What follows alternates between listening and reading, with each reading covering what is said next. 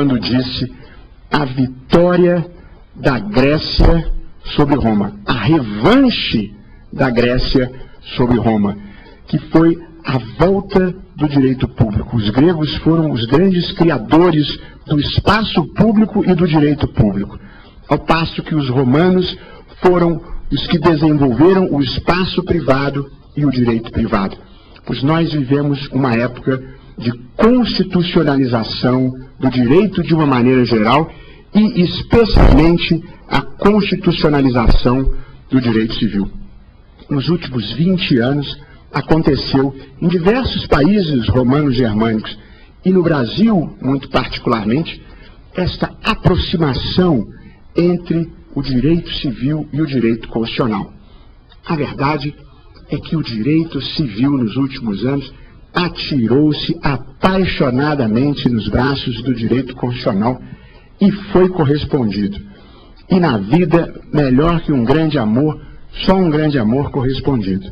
Portanto, há um fenômeno na paisagem jurídica contemporânea que é a constitucionalização do direito civil. Na dupla vertente, seja a da vinda de institutos e categorias do direito civil para a Constituição, seja a ida da Constituição para a reinterpretação desses institutos. Exemplos da primeira afirmação. A Constituição revolucionou os modos de constituição de família. E, portanto, já não é mais apenas o casamento, mas existe a família da união estável, existe a família monoparental, e logo ali na esquina do tempo vai haver as famílias resultantes das uniões homoafetivas. A matéria, inclusive, já está posta perante o Supremo Tribunal Federal.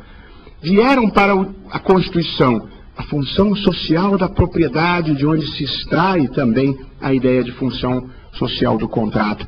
A igualdade entre os cônjuges, o homem já não é mais o chefe da sociedade conjugal, está lá na Constituição. A igualdade entre os filhos está na Constituição. A própria ideia de boa-fé objetiva, boa parte da doutrina extrai do princípio constitucional da dignidade da pessoa humana. Portanto, há na Constituição uma revisão de inúmeros conceitos tradicionais do direito civil, inclusive 3 dos conceitos mais clássicos: família, propriedade e contratos. Porém, além disso, a Constituição, com o princípio da dignidade da pessoa humana, determina novo sentido e alcance para institutos tradicionais do direito civil. Opera-se aquilo que a doutrina tem referido como sendo uma repersonalização do direito civil, consequente a uma despatrimonialização. Ser volta a ser mais importante do que ter. Esse é o processo histórico da constitucionalização do direito civil e da incidência do princípio da dignidade da pessoa humana. Na lição kantiana, as coisas têm preço, as pessoas têm dignidade e, consequentemente, o direito, antes de assegurar a subsistência dos valores patrimoniais, ele existe para assegurar a prevalência dos valores existenciais. É claro que alguém poderá olhar a realidade à volta e talvez ter dúvida de que o ser tenha verdadeiramente passado a ser mais do que o ter. Mas é preciso ter em linha de conta, no momento em que os direitos fundamentais passam para o centro do sistema jurídico, que as ideias, inclusive as grandes ideias, levam um tempo razoavelmente longo, desde o momento em que elas conquistam corações e mentes até o momento em que elas se tornam realidade concreta. De modo que a centralidade dos direitos fundamentais e a própria dignidade da pessoa humana no centro do sistema, inclusive do direito civil, não significa, infelizmente seria até bom, que no dia seguinte as coisas passem a ser assim, mas significa que o processo civilizatório e o espírito humano chegaram a um novo patamar ético, e que, portanto, agora é apenas uma questão de concretização. Estas vitórias históricas levam muito tempo. A igualdade racial levou séculos, a igualdade da mulher não tem 50 anos em mais de 10 mil anos de civilização. Portanto, é preciso ter uma certa indignação para fazer o processo social avançar e uma certa resignação para não ficar amargo. O princípio da dignidade da pessoa humana passou para o centro do sistema e hoje em dia ele condiciona verdadeiramente a interpretação do direito civil. São múltiplos os exemplos, eu infelizmente vou ter que seguir adiante. Porém, outro desenvolvimento doutrinário importante, ligado à constitucionalização do direito civil, é a aplicabilidade dos direitos fundamentais às relações privadas. Este é um dos grandes temas da atualidade. Saber se e em que medida os direitos fundamentais previstos na Constituição condicionam as relações privadas.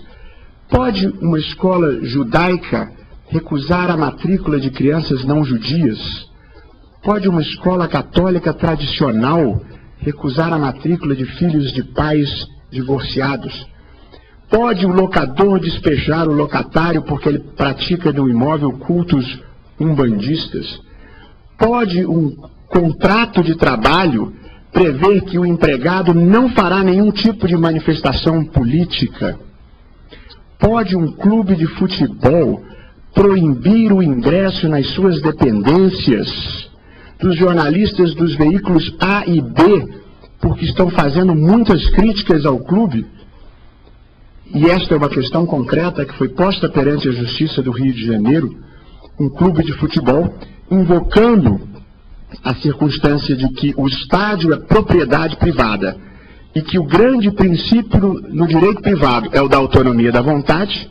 O clube de futebol diz: eu não quero que os jornalistas dos veículos A e B entrem aqui.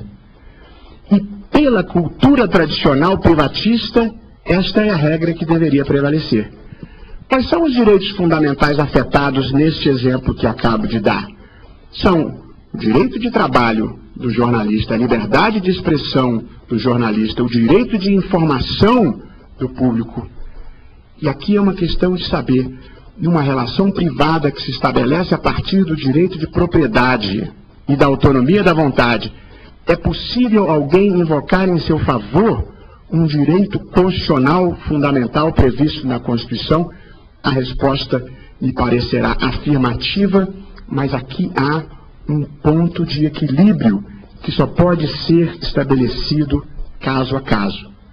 Portanto,